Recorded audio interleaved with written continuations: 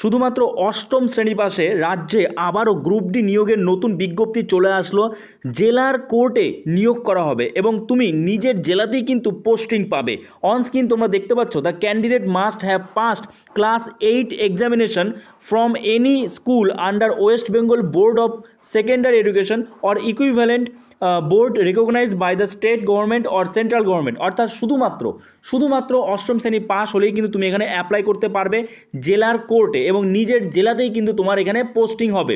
তো চলো কীভাবে এখানে তোমরা অ্যাপ্লাই করবে, কী কী ডকুমেন্টস লাগবে, কত কী স্যালারি দেওয়া হবে, এজ কত লাগবে, এ টু জেড আজকের এই ভিডিওতে আমরা ডিটেলস দেখতে পারবো এবং এটা কিন্তু একদম অফিসিয়াল নোটিফিকেশান তোমরা দেখতে পাচ্ছ। ওকে, তো চলো দেরি না করে শুরু করা যাক। দেখো অন স্ক্রিন তোমরা দেখতে পাচ্ছ অফিস অফ দ্য ডিস্ট্রিক্ট জাজ হাওড়া এবং এটা হচ্ছে অ্যাপ্লিকেশন ফর্ম। এই অ্যাপ্লিকেশন ফর্মটা কিন্তু তোমাদের ঠিক মতো ফিল আপ করতে হবে। এই অ্যাপ্লিকেশন ফর্মটা কোথায় পাবে সব আমি ভিডিওর মধ্যেই বলে দেবো। এই অ্যাপ্লিকেশন ফর্মটা কী করবে, তোমার এখানে পাসপোর্ট সাইজ ছবি দেবে, এছাড়া তার সাথে সাথে এখানে তুমি ফুল নেম দেবে, তোমার পুরো নাম দেবে ব্লক লেটারে, তারপরে নেম অফ ফাদার অথবা হাজব্যান্ড নেম দেবে, এগুলো ব্লক লেটারে দিয়ে দেবে, তারপরে ডেট অফ বার্থ, তারপরে অ্যাকচুয়াল এজ অ্যাজ অন 1/1/2026, 1/1/2026 হিসাবে তোমার বয়স কত সেটা কিন্তু এখানে দিতে হবে।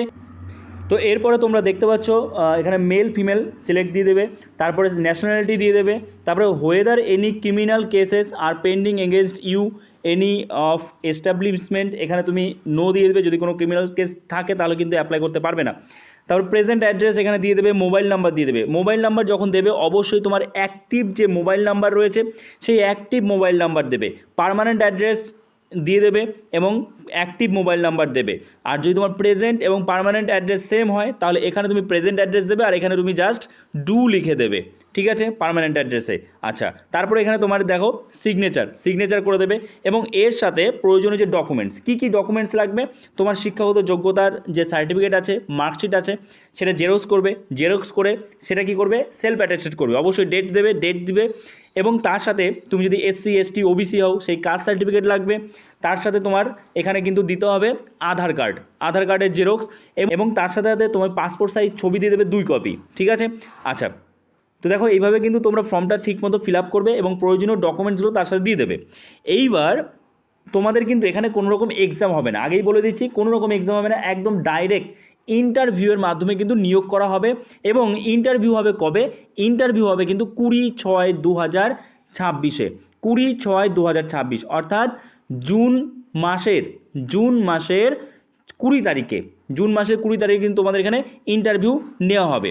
ওকে, আচ্ছা এইবার চলো আমরা দেখে নেব তোমাদের স্যালারি কত দেওয়া হবে এবং আর কি কি নিয়ম রয়েছে সেটা দেখে নেব।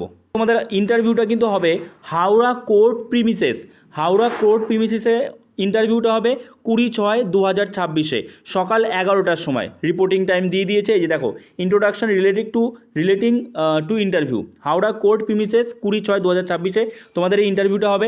এবং তার সাথে এখানে দেখো ডকুমেন্টসগুলোও দিয়ে দিয়েছে, একবার দেখে নিতে পারো তোমরা যে এখানে কি বলেছে। Candidates are instructed to bring 2 passport size photographs and any one of following documents in original, Aadhaar card, driving licence, passport, voter identity, PAN card, যে কোনো একটা লাগবে, ঠিক আছে। তারপরে দেখো বলেছে no candidate shall be allowed to appear before interview board without verification of the above mention document. অর্থাৎ এই ডকুমেন্টসগুলোর মধ্যে যদি তুমি কোনোটা না নিয়ে যাও তাহলে কিন্তু, মানে কোনোটা বলতে Aadhaar card, driving licence, passport, voter identity card, যে কোনো একটা তোমাকে নিতে হবে।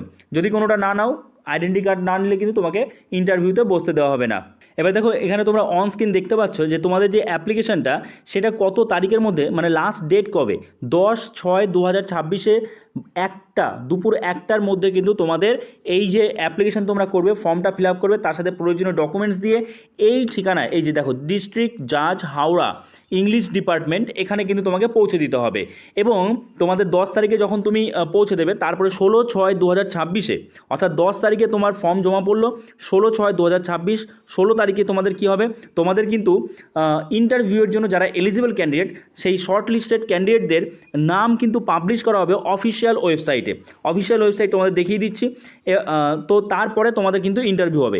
আগে তোমাদের স্ক্রুটিনি করা হবে, তোমরা যে ফর্ম ফিল আপ করছো ফর্মে সব ঠিক মতো লিখেছো কিনা এবং তার সাথে প্রয়োজনীয় ডকুমেন্টস দিয়েছো কিনা সেটা কিন্তু আগে দেখা হবে। তারপরে 16 তারিখে তোমাদের শর্ট লিস্টেড যে ক্যান্ডিডেট আছে ইন্টারভিউয়ের জন্য তাদের নাম প্রকাশ করা হবে অফিসিয়াল ওয়েবসাইটে, ঠিক আছে।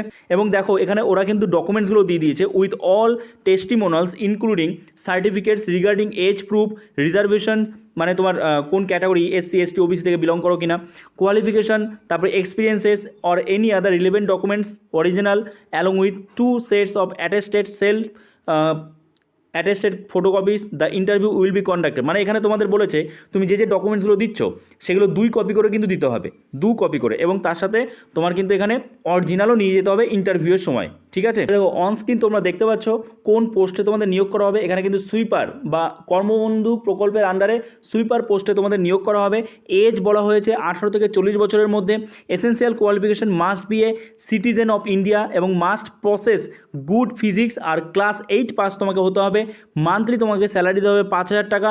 আর এটা কিন্তু একটা কন্ট্রাকচুয়াল বেসিসের কাজ, ঠিক আছে। এখানে টোটাল ভ্যাকেন্সি রয়েছে 2টো। এবং আরেকটা বিষয় তোমাদের আমি বলে দিই যে এখানে কিন্তু তোমাদের should B A resident of Howrah, মানে তোমাকে কিন্তু হাওড়ার একদম রেসিডেন্সিয়াল হতে হবে, অর্থাৎ হাওড়া জেলায় তোমার বাসিন্দা হতে হবে, তাহলে কিন্তু তুমি এখানে অ্যাপ্লাই করতে হবে। এর জন্য তোমাদের বারবার করে বলি অবশ্যই তোমরা কমেন্টসে জানাও তুমি কোন জেলা থেকে বিলং করছো, যাতে সেই জেলার জন্য যখন কোনো আপডেট আসবে আমি তোমাদের ভিডিওর মাধ্যমে সেটা জানিয়ে দিতে পারি। ওকে, আশা করছি তোমরা বুঝতে পেরেছো। তো এই যে এই অফিসিয়াল নোটিশটা যদি তোমরা পেতে চাও, ডেসক্রিপশানে কিন্তু আমাদের যে টেলিগ্রাম চ্যানেলের লিঙ্ক দেওয়া রয়েছে, সেখানে জয়েন হয়ে যাও। সেখানে তোমরা অফিসিয়াল নোটিশটি পেয়ে যাবে এবং অফিসিয়াল নোটিশটি পেয়ে ভালো করে পড়ে তারপরে অ্যাপ্লাই করবে। ওকে, সো চলো দেখা হচ্ছে নতুন কোনো ভিডিওতে। সবাই ভালো থেকো।